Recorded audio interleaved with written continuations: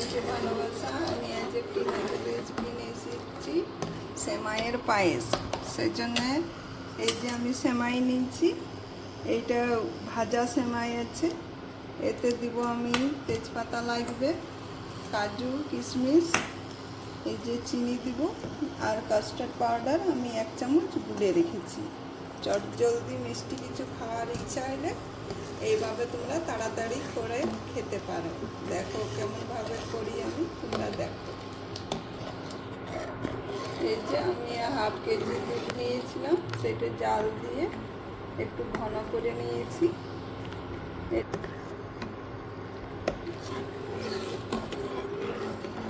এই যে ঘন হয়ে গেছে, এবারে আমি এটাতে কাস্টার্ড পাউডারটা দিয়ে দেবো।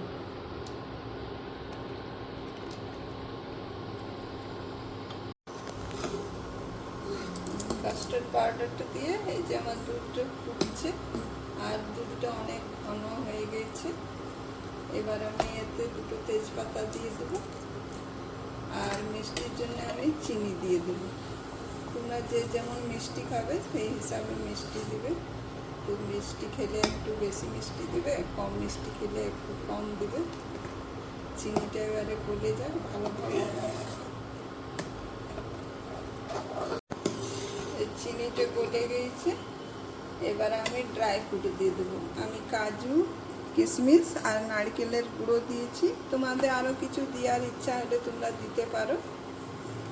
যত ড্রাই ফ্রুট দিবে তত ভালো লাগবে খেতে। এইগুলো দিয়ে আমি নেড়ে দেবো একটু।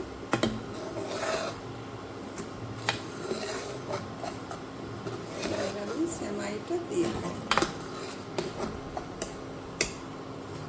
সেমাইটা আমার ভাজা আছে, ওই জন্য ভাজার দরকার পড়ে নি। এবার আমি এটা দিয়ে দেব।